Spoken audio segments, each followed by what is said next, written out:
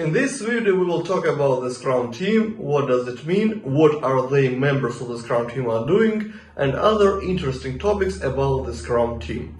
According to the Scrum Guide, the term role in Scrum was replaced with accountabilities. The accountabilities are split into three groups: Product Owner, Developers, Scrum Master. Each of these groups has a defined set of responsibilities, and only if they fulfill these responsibilities, closely interact and work together, they can finish a project successfully. Here are the characteristics of a Scrum Team. Scrum Team always have the following main characteristics. The members share the same norms and rules. The Scrum Team as a whole is accountable for the delivery. The Scrum Team is empowered. It's working as autonomous as it is possible. The Scrum Team is self-managing. The skills within the Scrum Team are balanced. A Scrum Team is small and has no sub-teams. Accountability. The Scrum Team as a whole is responsible to deliver the commitment delivery in time and with the defined quality. A good result or a failure is never attributed to a single team member, but always the result of the Scrum Team. Size of the Scrum Team. The Scrum Team is small enough to remain nimble and large enough to complete significant work within a sprint, typically 10 or fewer people. If there are more people, the communication overhead gets too large, and the team should be, not must be, split into multiple Scrum Teams. These Scrum Teams should be coordinated and communicate with each other, but otherwise work independently. Responsibilities of the Scrum Team. The Scrum Team and each of the team members have certain responsibilities which have to be fulfilled. They have to break down the requirements, create tasks, estimate and distribute them. In other words, this means that they have to create the sprint backlog. They have to perform the short daily Scrum, developers. They have to ensure that at the end of the sprint, potentially shippable functionality is delivered. Now let's talk about each accountability. The product owner is empowered central point of product leadership. The product owner possesses a strong inclination to maximize the value of the product by constant collaboration with stakeholders and defining their product needs. The product owner keeps the product needs to be ordered, makes developers understand the needs, optimizes the developers' work, releases the product increment to use, collects and feeds the insights back into product refinement. The product owner brings transparency to the above activities by owning and maintaining the product backlog artifact. The product owner needs to look in at least two directions simultaneously. According to the Scrum Guide, the product owner is accountable for maximizing the value of the product resulting from the work of the Scrum Team and effective product backlog management, which includes developing and explicitly communicating the product goal, creating and clearly communicating product backlog items, ordering product backlog items, and ensuring that the product backlog is transparent, visible, and understood. What is expected from the product owner? In Scrum, the product owner is expected to act as the ultimate owner of the product. Even the top executive of the company needs to support the product owner in his or her ownership of the product. The product owner is responsible for maintaining the product backlog order by sequencing the items to best achieve goals and missions. Responsible for maintaining the product backlog content by clearly expressing product backlog items and by updating it with the latest insights and customer or market needs. Responsible for maintaining the product backlog availability by ensuring that the product backlog is visible, transparent, and clear to all, and shows what the Scrum team will work on next. Throughout the development, the product owner works to increase the transparency of what product features are completed so far and what is the work pipeline for them. They use the sprint review to update these to stakeholders and also forecast the product completion date. So let's summarize all about the product owner. The product owner can be full or part-time for a Scrum team. The product owner can delegate one or more responsibilities to others in the team, but the product owner are still accountable for a product value. It is mandatory for the product owner to participate in all events except daily Scrum. No one can change the product backlog other than the product owner. However, developers, Scrum Master, stakeholders can recommend the items that could be added to the product backlog. No one cancels the sprint other than the product owner, but developers, Scrum Masters, and again stakeholders can influence the product owner to take that decision. If a stakeholder or customer needs to communicate anything to the team, they should direct such communication through the product owner. Now let's talk about the Scrum Master. The Scrum Master is responsible for promoting and supporting Scrum. Scrum Masters do this by helping everyone understand Scrum theory, practices, rules, and values. While the product owner is focused on building the right product and the developers is focused on building the product right, the Scrum Master is focused on helping everyone understand and embrace the Scrum values, principles, and practices. The Scrum Master acts as a coach to both the developers and the product owner. The Scrum Master also provides process leadership, helping the Scrum team and the rest of organization develop their own high-performance, organization-specific Scrum approach.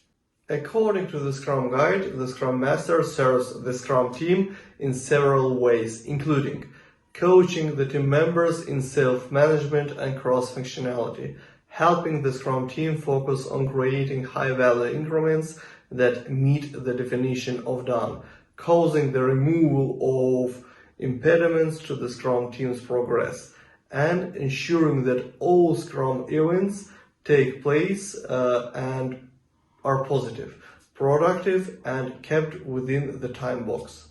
The Scrum Master serves the product owner in several ways, including helping find techniques for effective product goal definition and product backlog management, helping the Scrum team understand the needs for clear and concise product backlog items, helping establish empirical product planning for a complex environment, and facilitating stakeholder collaboration as requested or needed. The Scrum Master serves the organization in several ways, including leading, training, and coaching the organization in its Scrum adoption, planning and advising Scrum implementation within the organization, helping employees and stakeholders understand and enact an empirical approach for complex work, and removing barriers between stakeholders and Scrum team. Let's talk about what is expected from the Scrum Master. The Scrum Master is a leader, or in old days, a servant leader. The use of servant leadership in the new version of the Scrum Guide has been dropped in favor of just leadership. The reasoning here is that servant leadership is a particular practice that Scrum Masters use to support their teams and organizations. To be honest, we don't fully agree with the change. We don't agree that servant leadership is merely a practice. Instead, it's a philosophy on leadership that is deeply grounded in putting others in a position where they can lead. We are worried that leadership is too easily interpreted in terms of traditional perspectives on leadership. Direct, tell others what to do, and command and control. Anyway, a strong inclination to serve the team by helping them to realize their own potential rather than commanding and controlling sets up the team to be self-managed by coaching them to come up with a work plan and execution and control plan and make daily decisions by themselves. The Scrum Master coaches the Scrum team and ensures that it understands and adheres to the Scrum way of working. As needed, the Scrum Master facilitates the events for the product owner and developers and ensures time boxing. While the Scrum Master mentors the team to solve issues by themselves, they own and remove other impediments that are outside the influence of the Scrum team. In organizations starting Scrum, the Scrum teams may get a lot of external interruptions and requests for additional tasks. The Scrum Master helps those outside of the Scrum team to understand which of their interactions with the Scrum team are helpful and which are not. The Scrum Master helps everyone change these interactions to maximize the value created by the Scrum team. The Scrum Master also helps the team to increase the transparency of planned work, product development progress, and impediments to progress. The Scrum Master spends time detecting incomplete transparency by inspecting the artifacts, sensing patterns, listening closely to what is being said, and detecting differences between expected and real result. Now let's summarize the main regarding the Scrum Master. The Scrum Master is responsible for ensuring Scrum is understood and enacted. The Scrum Master is a leader for the Scrum team. Scrum Masters ensure that the Scrum team and those interacting with the team from outside adhere to Scrum so that the value created by the Scrum team can be maximized. The Scrum Master also removes impediments and is the champion of transparency. In the new version of the Scrum Guide, the term development team replaced with simply developers. This removes the idea of there being another team within the Scrum team. For the Scrum Guide, everyone in the Scrum team who contributes to achieving the sprint goal is considered a developer, regardless of their job titles and skills.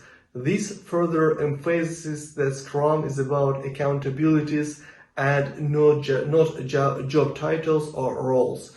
Developers are structured and empowered by the organization to organize and manage their own work. The resulting synergy optimizes developers' overall efficiency and effectiveness. According to the Scrum Guide, the specific skills needed by the developers are often broad and will vary with the domain of work. However, developers in Scrum are always accountable for creating a plan for the sprint backlog, instilling quality by adhering to a definition of done, adapting their plan each day toward the sprint goal, and holding each other accountable as professionals. In Scrum, developers must do all of the work to produce one or more vertical slices of working product functionality each sprint, including the design, development, integration, and testing of that functionality. Thus, we need a team that is skilled at all of those tasks. Characteristics of developers.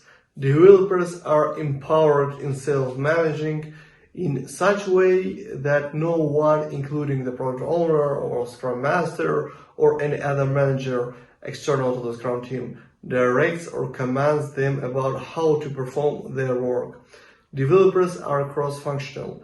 They are unified in such a way that there are no specialist roles or sub-teams. Individual team members have specialized skills and areas of focus, but accountability belongs to the Scrum team as a whole. The sprint goal binds the team together. Usually, but of course not always, there are from 3 to 9 developers in the Scrum team working full-time. Developers are structured in such a way that they are small enough to reduce communication complexities and big enough to include the required skills to perform a complete work. High bandwidth communications. Developers need to communicate with one another as well as with the product owner and Scrum Master in a high bandwidth manner, where valuable information is exchanged quickly and efficiently with minimal overhead. Transparent communication. In addition to being high bandwidth, fast and efficient with minimal overhead, communication within the developers should be transparent, focused and committed. Developers need to be focused and committed to the team's goal. Focused means that each team member is engaged, concentrating on and devoting her or his attention to the team's goal. Committed means that during both good times and bad, each team member is dedicated to meeting the team's collective goal. So let's summarize all about developers. Developers do the work of delivering a potentially releasable increment of done product at the end of each sprint. Developers are structured and empowered by the organization to organize and manage their own work. The optimal number of developers is small enough to remain nimble and large enough to complete significant work within a sprint. Usually, but it's not mandatory, it's not always, fewer than 3 developers decrease interaction, increases skill constraints, and results in smaller productivity gains. More than 9 developers increase complexity and require too much coordination. Developers, self-managing and cross-functional. Regardless of their special work, individuals may perform like testing, business analysis, and so on. They all called developers in Scrum. Each developer may have a distinct work focus, but accountability belongs to developers as a whole. There are many people who are not in the Scrum team, but it's very important to maximize the value of the product. First of all, these are stakeholders. Scrum has a specific meaning for the term stakeholder, which refers to people such as customers, users, and all those who have the commonality of having a specific interest and knowledge in product. The stakeholder is not a Scrum accountability. However, these stakeholders influence the product development direction when invited by the product owner to participate in the sprint review. Before starting the sprints, it is highly useful to identify the stakeholders with whom the Scrum team needs to work.